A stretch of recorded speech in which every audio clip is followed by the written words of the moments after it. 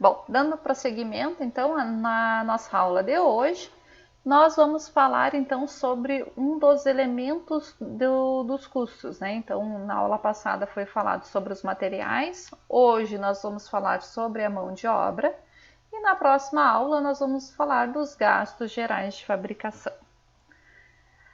Bem, alguns conceitos importantes, né? A gente precisa saber, então, que a mão de obra é o gasto com pessoal que trabalha direto ou indiretamente na fabricação dos produtos.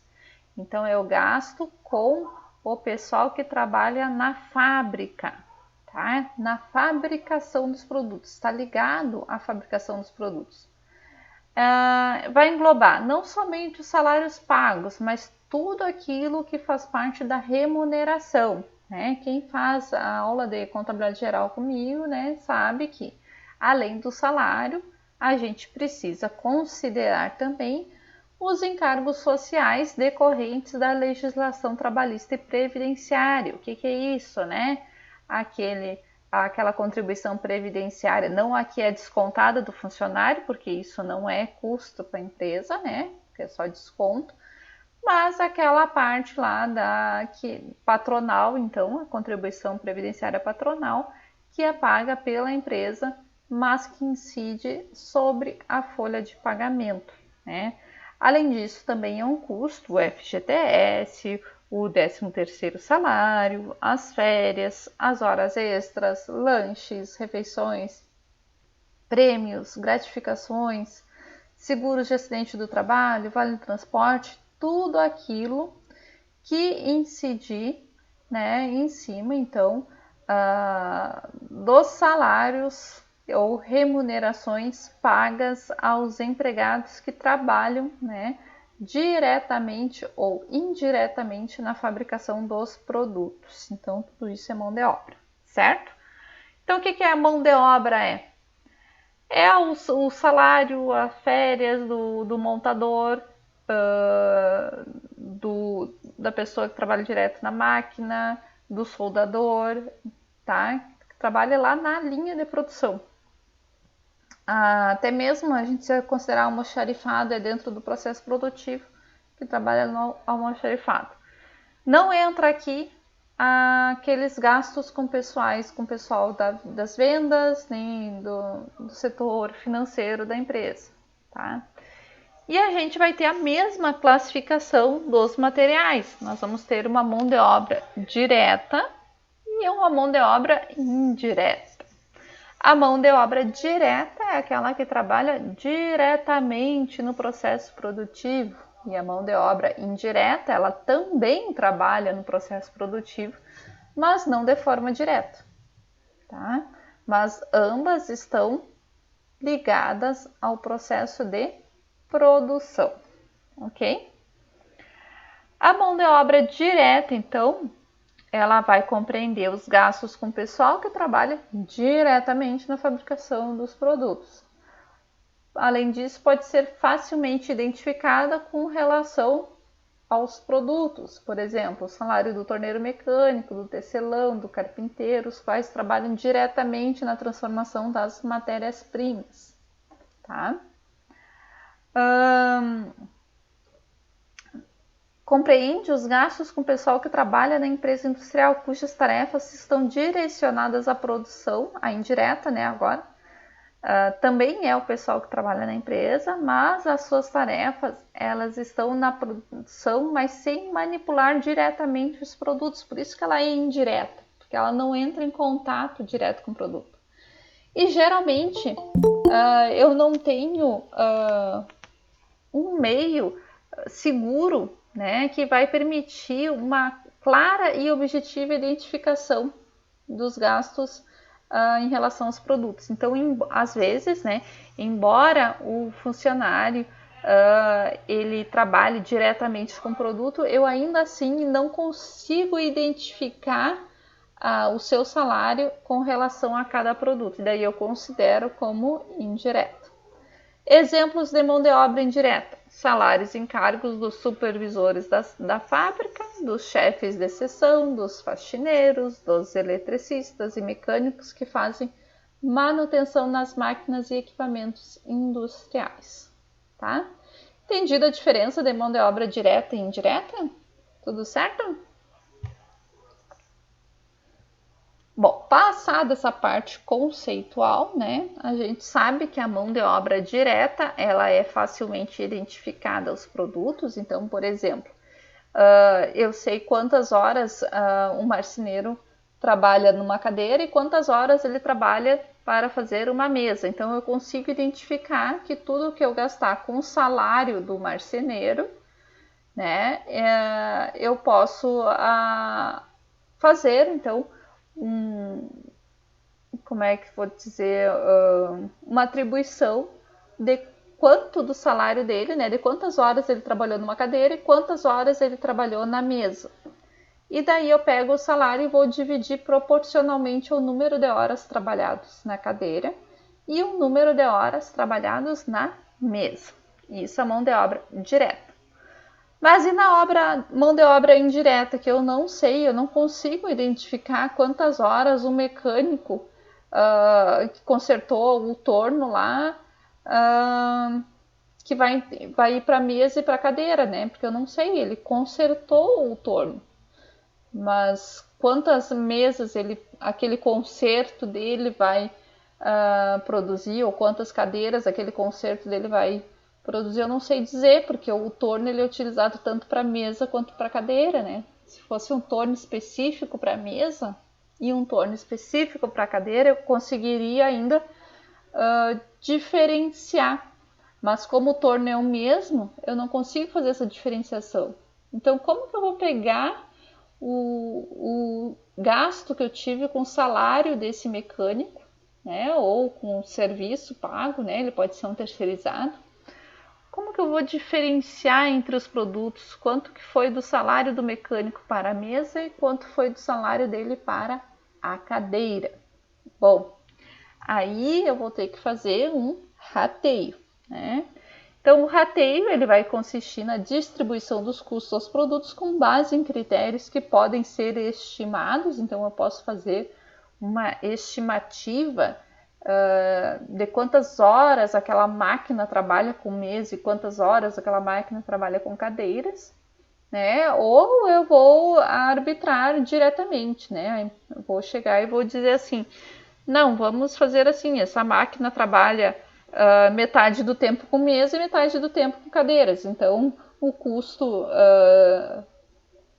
da mão de obra do conserto da máquina vai ser dividido por 2. Tá? Eu vou colocar 50% para mesa e 50% para cadeira. Ok? E como que eu vou contabilizar a mão de obra direta? Bom, isso aí a gente precisa ter bem claro, né? Geralmente, para contabilizar esses custos em uma empresa industrial, a gente vai fazer 4 tipos de folhas, geralmente. Então, eu vou fazer uma folha para mão de obra direta, uma folha para mão de obra indireta, uma folha do pessoal administrativo, que daí seriam as despesas administrativas, uma folha com o pessoal de vendas. Se eu quiser fazer uma folha com o pessoal financeiro, também posso fazer, né? Outra empresa que isso aí é visto bem comum aqui em Santa Maria são as construtoras, onde é feita uma folha para cada obra, né? E até ali eles têm outras razões, porque cada obra tem um endereço diferente. Então eu preciso fazer o controle dos empregados que trabalham em cada construção mesmo, né? Mas aqui não seria o caso, aqui seria o caso para facilitar a contabilização. Então, no momento que a mão de obra direta eu consigo identificar diretamente aos produtos e a mão de obra indireta ela vai precisar passar por rateio, é interessante que eu faça os cálculos em separado. Ah, mas não é só pegar o salário de um e colocar para lá e colocar para cá? Não, porque eu vou ter todos aqueles impostos que vão incidir em cima da folha. Vou ter a folha de férias, 13º. Então, isso acaba gerando a necessidade de fazer folhas de pagamentos separadas, tá? Então, muitas vezes as empresas fazem a folha junto, toda a folha junto, e acaba ficando muito difícil quando chega para o contador fazer o cálculo do custo, que ele já não sabe, né, separar. Para ele separar isso depois é bem mais complicado. Então é melhor que no momento que for elaborar a folha de pagamento, que já gere esse chamado centro de custo, né? A gente pode dividir isso direto na folha. E isso já vai facilitar um monte depois. Ah, mas eu vou ficar com 4 folhas de pagamento para pagar se é o mesmo pessoal. Não, depois eu posso utilizar um resumo que unifica tudo, tá? Mas é importante que eu tenha essa possibilidade de gerar relatórios por centro de custo, né? Então, o centro de custo seria a mão de obra direta, o outro centro de custo seria a mão de obra indireta, o outro centro seria as despesas. Mas é interessante eu ter essa possibilidade de gerar relatórios diferenciados, certo?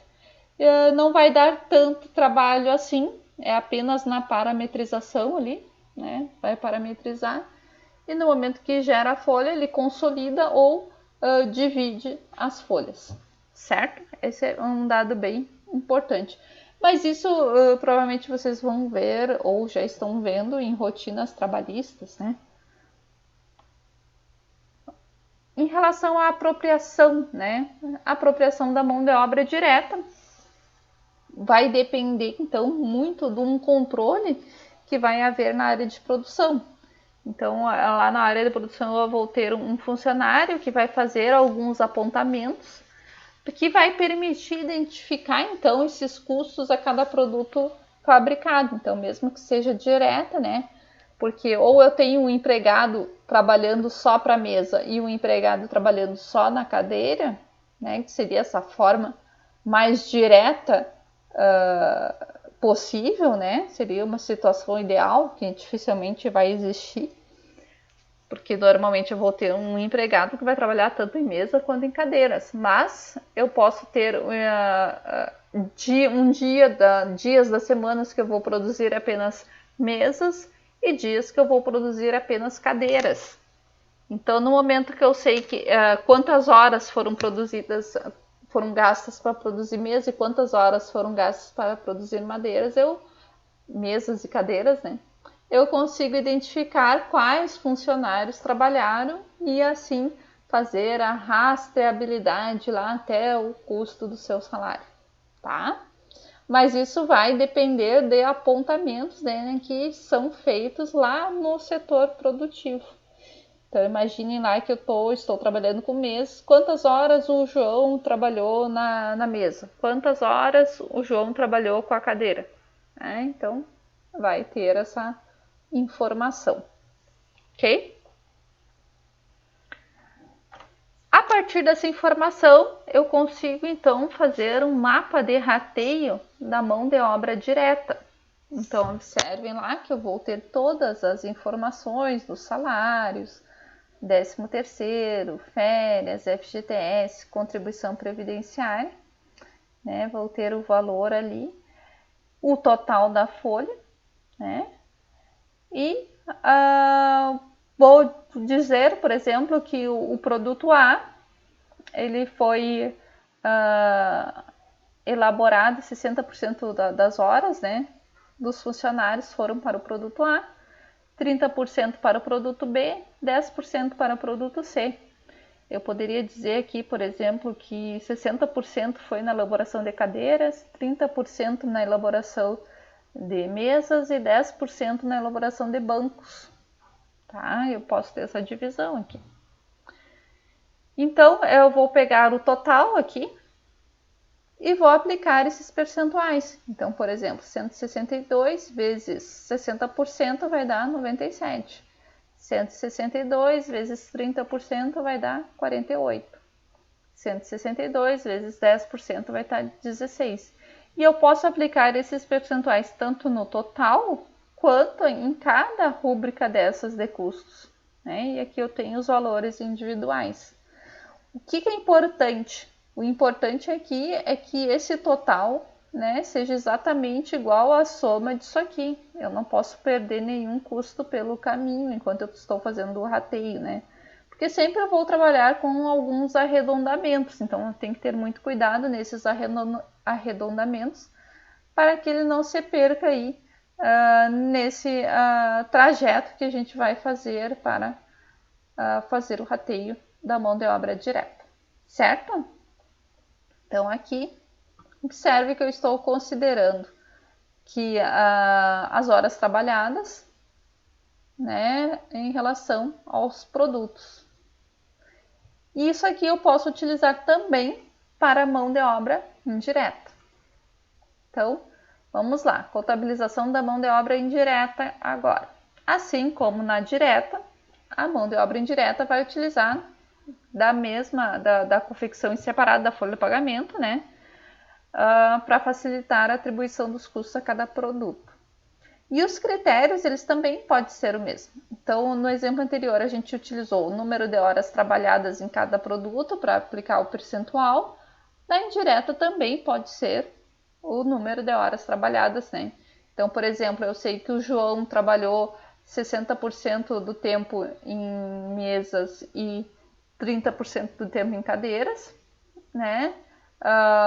Eu vou utilizar o salário do Pedro, eu vou dizer que o Pedro também, provavelmente ele trabalhou 60% em mesa e 30% em cadeira. Se o João trabalhou, provavelmente Pedro também trabalhou, né? Mesmo que o Pedro é indireto, ele é o mecânico que conserta a máquina e o João é o marceneiro que vai fazer a mesa e a cadeira, tá?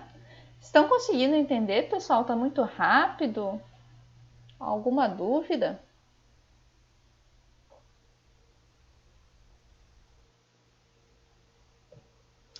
Além disso, né, então eu vou poder utilizar para o cálculo da mão de obra indireta, eu posso utilizar tanto o critério da mão de obra direta, quanto, né, que aqui foi utilizado o número de horas trabalhadas, mas eu posso utilizar outros critérios, como por exemplo o custo do material direto, o custo primário, então vai depender de quem está gerenciando esses custos, tá? E daí aqui eu trouxe um exemplo para vocês. Então a gente viu lá que de acordo com o número de horas trabalhadas, eu verifiquei que a mão de obra direta, ela trabalha 60% do tempo no produto A, 30% do tempo no produto B e 10% do tempo no produto C, né? Então, para eu fazer o rateio, então, da mão de obra indireta, então digamos que a mão de obra indireta ela seja de 100 mil, né? Para eu fazer aqui o rateio, o que eu vou fazer? Eu vou pegar o mesmo critério que eu utilizei para a divisão da mão de obra direta, eu vou utilizar na mão de obra indireta. Então, por exemplo, 100 mil vezes 60% vai dar 60 mil. 100 mil vezes 30% vai dar 30 mil. 100 mil vezes 10% vai dar 10 mil. Se eu somar 10 mais 30 mais 60, eu tenho que chegar nesses 100 mil aqui. Assim como, se eu somar aqui 60 mil mais 97,557, eu vou chegar a quanto?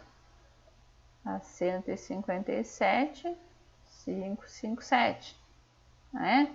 Aqui, se eu somar os dois, eu vou chegar a 78,778. Se eu somar esses dois aqui, eu vou chegar a 26,259. Se eu somar esses dois, eu vou chegar a 262,594. E esse aqui, ele tem que ser esse total, tanto oriundo dessa soma aqui, quanto dessa soma aqui, ó. Isso tem que ficar bem certinho. Ok, pessoal? Então, na aula de hoje seria isso e agora nós vamos fazer, então, as atividades.